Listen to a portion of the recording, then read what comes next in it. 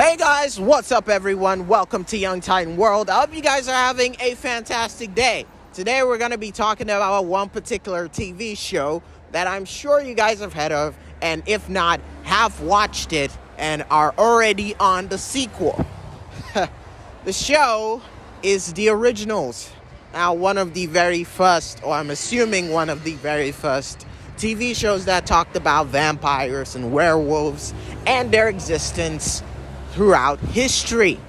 Now, I gotta say that maybe I'm a little bit too late to the game. I'm like, obviously, I did not come early. That's what he said. No. Focus. Serious, people. Now, honestly, I have not been that up to date when it comes to vampire TV shows. Vampire Diaries, The Originals, all of those ones I've been completely very avoidant of, because I didn't know how exactly they were going to interpret what it means to be a vampire. And now that we're starting to watch Originals, we're like 6 episodes in, and I must say I do appreciate how they interpret what it means to be a vampire in their case. There are countless of moments and situations that make me inspired by what it is to be a vampire, at least in the show Originals. But my problem is the imbalance of power. But let's talk about my 2 cents on in a different minute. But let's talk about the whole thing. Now, The Originals is supposed to be about these 3 siblings who are apparently the very first vampires on planet Earth. And they go to Louisiana, go to New Orleans, and as a chance and opportunity to start their lives without their father, who is a raging psychopath that tried to kill their half-brother. But that didn't work, backfired, and now he's chasing them across the globe. And they got to New Orleans, they started a new life there. It didn't really go as planned, as their father came to chase them over there as well. So they had to, leave, abandon, go. And they did, and then there was one who remained behind, the one who remains. I'm sorry, Marvel has still got to me. Now, the one who remains is now the person who's running shit in New Orleans. And now, fast forward into a couple of years later, we find ourselves seeing the siblings repurpose. They come back again. The sister is a little bit resilient. The elder brother is actually looking for the little brother to take care of him. And, it's kind of like this really sick, toxically masculine shit that is all over the place. Men choking women. And it's so violent and raw. It's crazy. It's kind of like the TV show that would have gotten a lot of heads turned if it came out this year or this time. But I'm assuming it came around the 2011s or so. More probably earlier than that. I don't freaking know.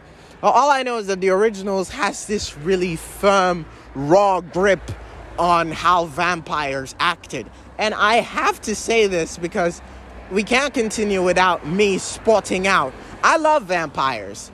If there was a choice to be a vampire, bitch, I'd be a vampire. Fuck the sun. But maybe I don't mean that, because I sometimes seem to like it when I'm warm. When it's a very cold day and the sun pops out and then you get regenerated with heat, that's the shit that I love. But being a vampire ain't so bad. Kind of like it. Super speed, super strength.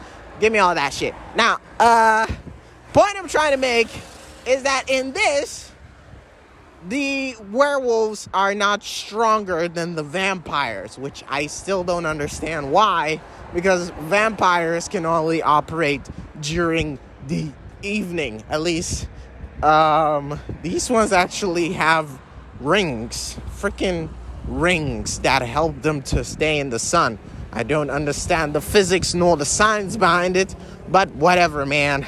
I'm assuming it's one of that shit that was in Guardians of the Galaxy that helped them to stay in space whilst everything was blowing up on Ego Planet. But regardless, yes, so there's a power imbalance between werewolves and vampires and witches. And now vampires are running New Orleans. They're killing people and using fake news in order to control the mass media to not think that that place is a dangerous place to be. Obviously, with all that is going on, I would say that checks out. Mass media controlling things so that you would get false news and make wrong decisions about your accommodation choices. But anyways, the originals is really action-packed, and I think I like it because they all have these don't make me kill you. Do you know what I'm capable of? I will destroy you where you stand. And usually when I hear these threats in anime, in TV shows, in movies, they never really get to show the extent of how crazy they can be. But when it comes to these guys, they don't even hesitate. Chances are they have gone above and beyond their threats, and they casually smile when you do not do what they tell you to, or their threat does not push you to do what they ask you to, which I gotta say is kind of awesome. It's kind of awesome. So yeah, honestly, I think I love the originals. I do not know what to expect. As a person who consistently tries to equate my life with the TV show that I watch, I would say that I would be more associated with Niklaus Michelson, whilst my elder brother would probably be Elijah because he's always cleaning up crap. Not necessarily for me, but entire family-wise. Sister would be the one that wants to have nothing to do with me, but is consistently pulled back because of my my elder brother's insistency. Although we have a little sister, but she's not part of the picture because I can't exactly form that hypothesis since it's only a 3-sibling thing. I can't do it. So she's non-existent in this one, but I'm sure I can find a character that's closely related. You know what? She's the one with that's gonna just be freaking ancestry, and we're not doing that. Anyways, it's really fun. I gotta say, it's not on the same level as Nancy Drew, which is weird because I kind of thought that it would be more intense, and it actually is. But I think my problem or my hiccup is that they don't really show that much of witchcraft and wizardry as compared to the other ones, as compared to the ones that actually have their center in powers and ghosts and jump scares and stuff like that. This one is raw combat mixed with superpowers, which is always awesome. But I think maybe that genre has faded out of my interest as time has progressed. So maybe we're not gonna get the same kind of kick out of it. But, let's just wait and see. We're not done with an entire season yet, so it's too soon to say. It's too soon to say. But eventually, when the time comes, we will make a complete and fully abridged finale review of the entire thing. And hopefully it'll be more positive than what we're strutting about right now. So thank you guys so much for listening. I hope you guys have a fantastic day. Please like and subscribe to the Spotify channel as it helps the Spotify count. Or you can head over to Young Titan World on YouTube just so that you can understand more of the shit that goes on vis-a-vis my entertainment streak. Thank you guys so much for watching once more. I really do appreciate you guys. You guys are amazing. Until next time, which is tomorrow. I hope you take it easy. Sorry about not posting yesterday. I was kind of busy, so I was not able to actually do anything about it. busy, busy, busy, busy, busy, busy, busy. And that makes sense. That makes sense. Sometimes it makes sense. Sometimes it doesn't make sense. Thank you guys so much for listening. I hope you guys take care of yourselves. And until next time, Young Titan out. Thank you for listening. Bye. Hey guys, what's up everyone? Welcome to Young Titan World. I hope you guys are having a fantastic day. Today we're going to be talking about no TV show, no movie. In fact, we're not going to talk about anything that has been caught on camera. We're going to be talking about something that's been written down, that has been passed on from ages to ages, and through which a lot of movie references, so many movie references, like, oh my God, no one shuts up about the white whale. That's right, guys, we're going to be talking about Moby Dick.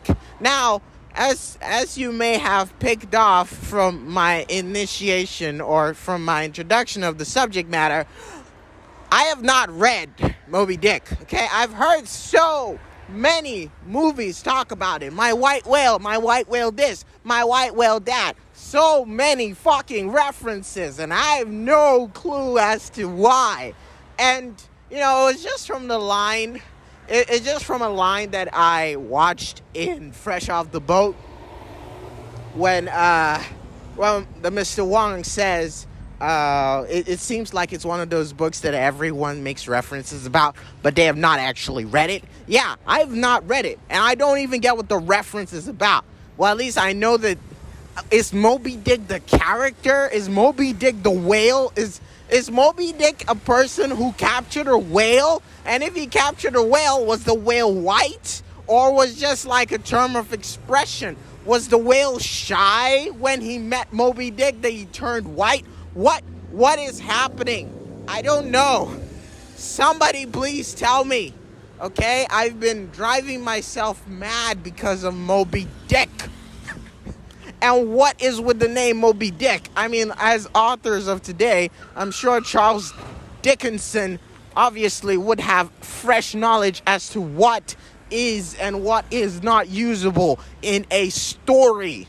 It certainly shows that Moby Dick, maybe Moby Dick is the writer. Maybe Moby Dick is the name of the author. Okay, then maybe that could be an excuse. But can't you, legally change your name to something that isn't a dick?